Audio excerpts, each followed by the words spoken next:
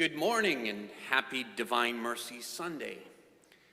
And over the next few weeks, we're celebrating the season of Easter by getting to know the person and the personality of Jesus Christ face to face.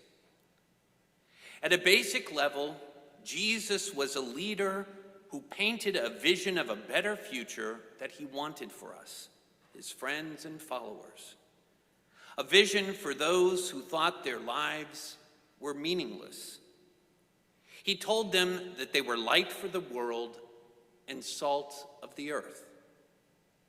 In a world where people thought they had to live enslaved to poverty, fear, and oppression, Jesus showed a way of life that was full of freedom, hope, peace, and joy.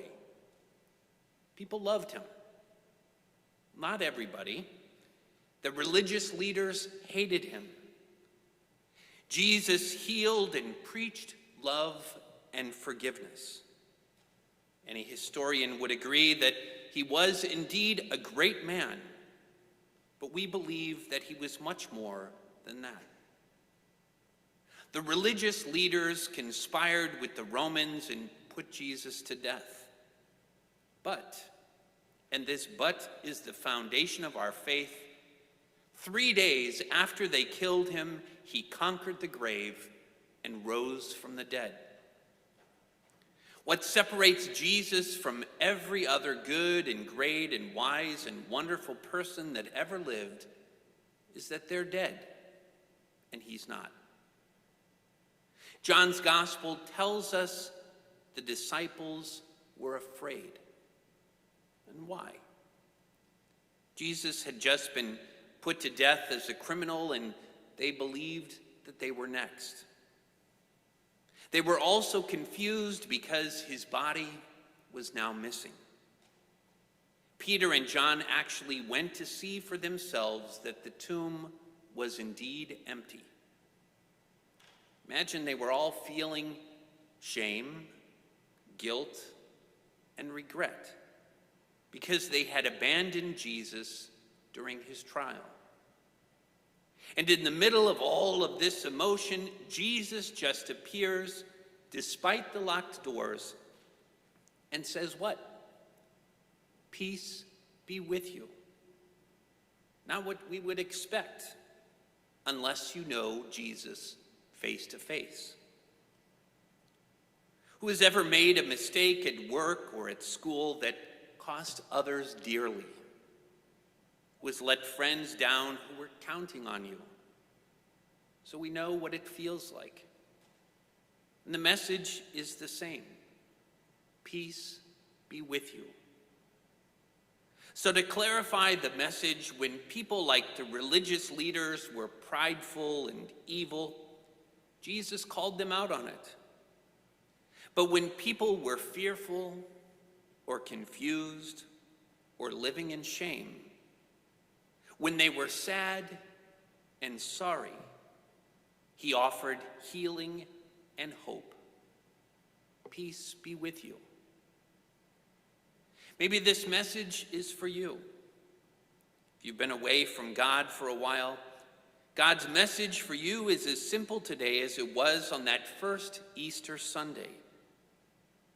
Peace be with you. That's it.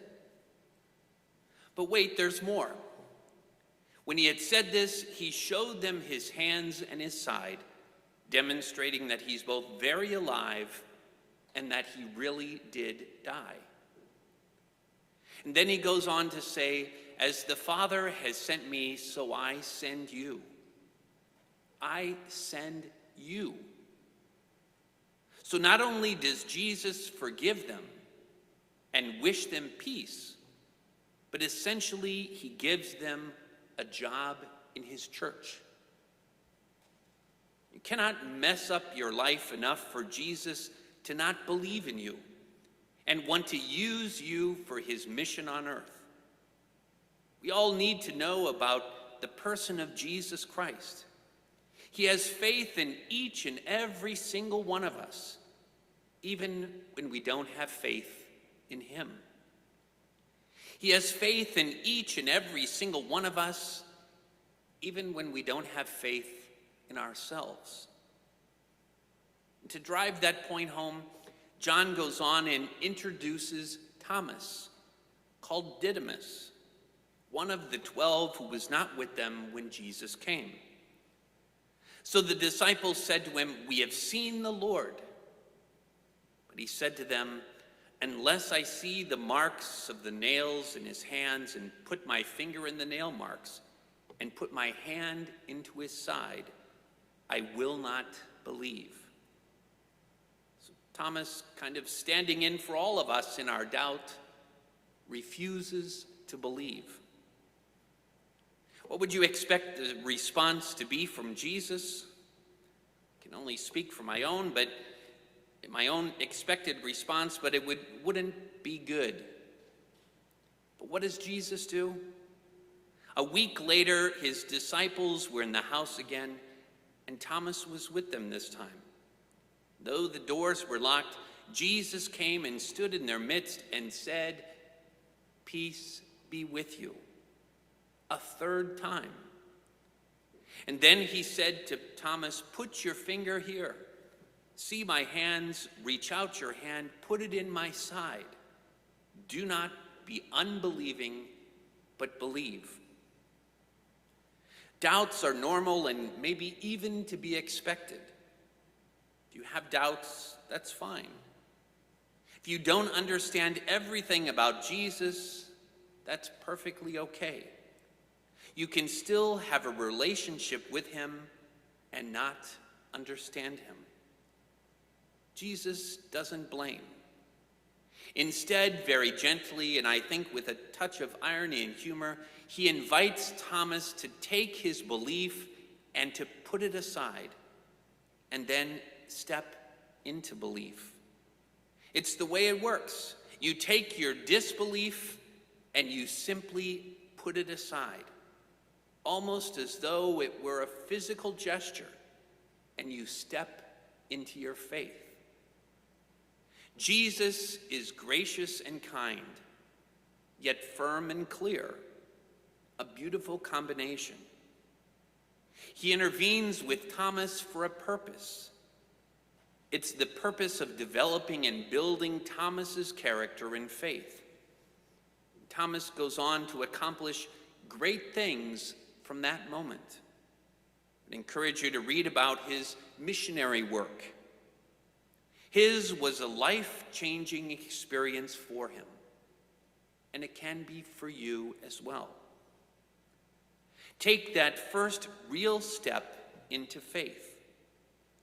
When you have a relationship with Jesus face to face, a real relationship, you never stay the same. You're always changing because Jesus changes people. Peace be with you.